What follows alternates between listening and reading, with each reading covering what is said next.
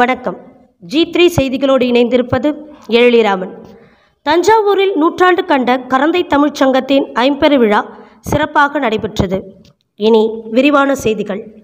முத்தமிழறிஞர் டாக்டர் கலைஞர் அவர்களின் 101ஆம் ஆண்டு பிறந்தநாள் விழா, கரந்தை தமிழ்ச் சங்கத்தின் திங்களிதழான தமிழ் பொழில் நூற்றாண்டு தொடக்க விழா, கரந்தை தமிழ்ச் சங்கத்தின் நிறுவனர் சங்கம் நிறுவிய துங்கன் திரு த.வே. ராதாகிருஷ்ணன் அவர்களின் திருவுருவப்பட திறப்பு விழா, கரந்தை தமிழ்ச் சங்கத்தின் இந்தி மொழி எதிர்ப்பு குறித்து வெளியான காக்கைவிடு தூது எனும் நூலின் மறு வெளியீட்டு விழா, பச்சையப்பன் கல்லூரி மேனாள் தமிழ்துறை தலைவரும் சென்னை கந்தசாமி கோ. நாயுடு ஆடவர் கல்லூரியின் முதல்வரும் தஞ்சாவூர் தமிழ் பல்கலைக்கழக ஆட்சிமன்ற குழு உறுப்பினருமான திரு வ.மு.செ. முத்துராமலிங்க ஆண்டவர் அவர்கள் தொகுத்த தமிழின் பெருஞ்சுவர் மற்றும் வள்ளலார் காலமும் கருத்தும் ஆகிய நூல்கள் வெளியீட்டு விழா உள்ளிட்ட ஐம்பெரும் விழாக்கள் வெகு சிறப்பாக நடைபெற்றன.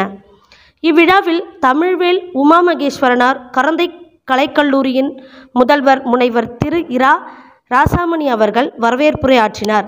கரந்தை தமிழ்ச்சங்கத்தின் தலைவர் திரு ச. தி. பார்த்தசாரதி அவர்கள் தலைமை உரையாற்றினார்.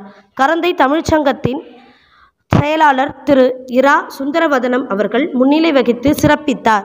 தமிழ்நாடு அரசு உயர்கல்வித்துறை அமைச்சர் மாண்புமிகு முனைவர் கோவி செழியன் அவர்கள் சங்கம் நிறுவிய துங்கன் திரு த.வே. ராதாகிருஷ்ணன் அவர்களின் திருவுருவப்படத்தை திறந்து வைத்து காக்கைவிடு தூது, தமிழின் பெருஞ்சுவர், வள்ளலார் காலமும் கருத்தும் ஆகிய 3 நூல்களை வெளியிட்டு சிறப்புரையாற்றினார்.